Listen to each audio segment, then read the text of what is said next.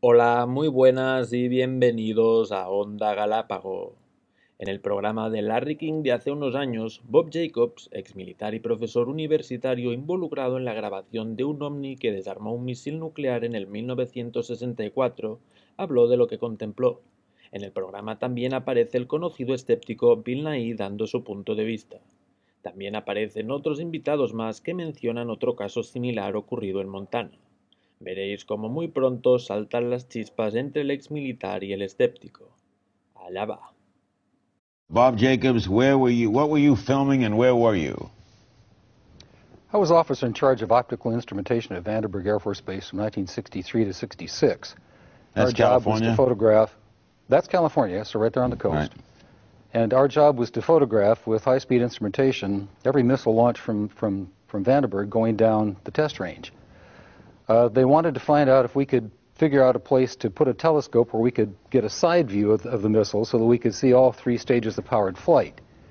So I went up to Big Sur, California, up on a U.S. Forest Service road on Anderson Peak, and I installed a telescopic sight up there. The Air Force flew in a huge catadioptric telescope from the Cape. It was built by Dr. Walter Manning at Boston University. They put the telescope up there, and with that thing, which had a focal length of 2,500 inches, we photographed an Atlas missile raising up out of the fog cover and flying down range. We got all three stages of powered flight, and as the dummy warhead and the package flew on down range, we were all celebrating the fact that we had seen the thing and accomplished the mission. When I got back to the base with the film the next day, I was called into the office of Major Florence J. Mansman, and there were three people in gray suits standing in there. There was a 16-millimeter camera and a screen set up. Major Mansman said, "Lieutenant, sit down and watch this." And he turned down the lights, turned on the camera, on the projector, and the film came on. And I recognized it as the film that we'd shot at Big Sur the previous day.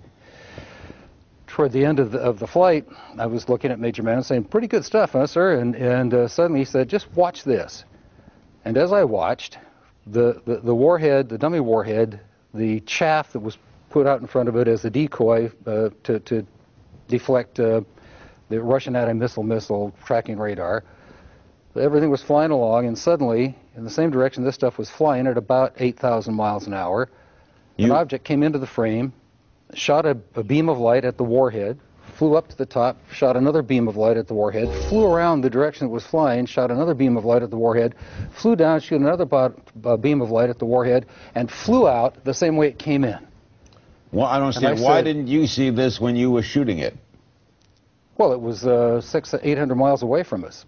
Oh, I got you. And they confiscated. Well, first of all, Major Mansman said to me, "What was that? Were you guys screwing around up there?" I said, "No, sir." And he said, "Then tell me what that was." And I said, "We got a UFO." And he said, "Lieutenant, you are never to speak of this again. As far as you're concerned, this didn't happen." Joining our panel is Bill Nye, the science guy. He's a scientist, engineer, best-selling author, and Emmy-winning television personality. He's, by the way, a member of the Skeptic Society and a fellow with the Committee for Skeptical Inquiry. Now, Bill, assuming that these distinguished gentlemen are not lying, we have three former members of the Air Force and Robert Hastings, who's looked into this for a long time. What's your thought? Well, in the skeptical world, in science, we look at claims. We look at individual claims. So I noticed that we looked at the intro of your show and stuff. There's several UFO incidents all mixed together. But let's talk about the one in 1967, right? This is your problem at Malmstrom Air Force in Montana. So the nuclear missiles went down, right? So if you go look at the documents that these guys have offered, if I understand it, as evidence, you look at some, and you don't have to read it, but you see there's something blacked out, okay? Redacted. That's a guy's home address. They don't want you to publish your home address. Here's one with a whole bunch of people's office phone numbers and stuff, and it looks spooky and scary. Well, it looks spooky and scary. But it turns out that that day, or the day before, the power had gone out in some of the chiller units, the air conditioning, okay? And Boeing was called out. Boeing makes a Minuteman missile because all these things went down. So the man who called him and said he saw something outside, he didn't see something. Well, let me just say, when you see something, a lot of people see something, and a lot of people see things that are really they can't identify, but that doesn't mean they were. It's quite a leap. So you're saying it's a coincidence? This guy thought he saw something, and the missiles go and off. then you talk to people who are there, and it's very compelling. And these documents, just while you address this, let him respond. Well, when you respond, address that one of the officers suspected that somebody had been drinking. Okay. I never heard that. So I never heard that claim that anybody was drinking. Let me say, first of all, the missile shutdowns had nothing to do with power failure. There is triple redundancy on power. We've got Montana Power, we've got backup generator, we've got batteries. Okay, the power. You've never seen missiles go down due to a power failure. Not really, because of all that backup on power. So this had nothing to do with power. Second point, the flight security guard that reported this was about less than 100 feet away from this object. He was looking at it through his window. It was right outside the front gate, right above the gate. It was glowing red object, pulsing. And that. Okay, did you see it? No, I couldn't. I couldn't leave the capsule. But within seconds after that report, the missile shut down. Now, was that a coincidence? Well, it's hearsay, as we say. It's not hearsay. Well, you're saying that this guy told you. Well, you're not saying. I'm not asking you. You don't think he's lying? No. All right. So the guy did tell him. He did tell him, and he saw something. And coincidentally, the missile shut down. Isn't that a weird coincidence? Yeah. I've many times I've flipped a light switch and you hear a siren. I mean, you mind if I speak, Mr. Comedian? Go ahead. I was there. I saw the film with my own eyes. I'm not lying. Why would I? I'm a university professor with a PhD and a lot of years of good, respectful research. So the guys from Officer may not have seen the UFO, but they saw the results of it. I saw the damn thing on film with my own eyes, so don't call me a liar, and you weren't there. I was. With all due respect, I'm not calling you a liar. It's just quite a step to say there's a film with remarkable images on it that the CIA confiscated. Which I saw and which they did. Yeah, which is quite a step from there to say it was definitely a spacecraft from another civilization. That's the leap that the skeptical community is reluctant to take. Hey, pal, listen to me. I didn't say it was a spaceship from another civilization. I said it was something in the air that we couldn't identify. Therefore, it was an unidentified flying object. It was shaped like two saucers put together with a golf ball on top, and it fired a beam that we assumed was a plasma beam at a dummy warhead and knocked it out of space.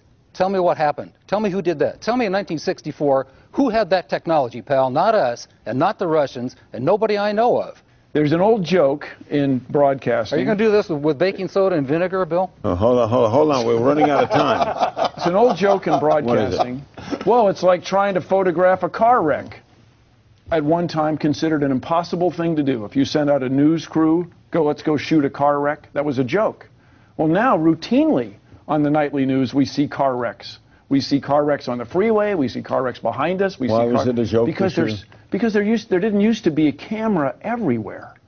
There are millions and millions of cameras. There are billions of digital pictures taken every week. You're not saying there are no UFOs. You're saying that haven't been proven. I'm saying that it's quite a step to see something you don't know what it is in the sky, to say that there are alien spacecraft Dr. Jacobs, that are monitoring our nuclear weapons. Dr. Jacobs. Well, I understand that. Now, so if you're questioning what he's seen... No, well, I'm questioning the conclusion that the technology did not exist in 1964 to produce images on film that the CIA would want to confiscate. If I may. Well, in 1964, you were trying to figure out what girls were. I was in the service in a scientific capacity. So, sir, you can attack me. Get off your skeptic high horse, pal.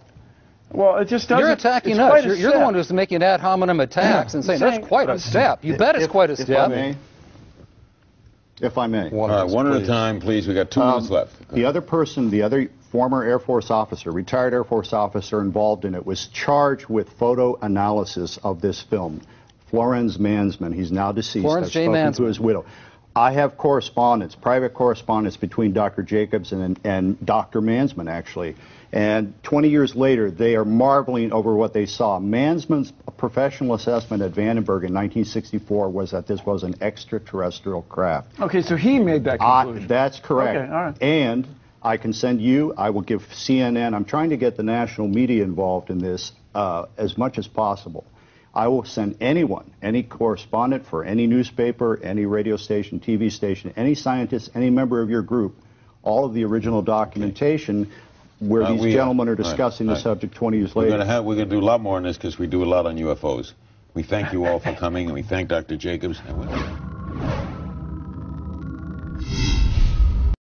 Como siempre, espero que el vídeo haya sido de su agrado, deseo que a los que hacéis el bien os vaya todo maravilloso y nos vemos en Onda Galápago.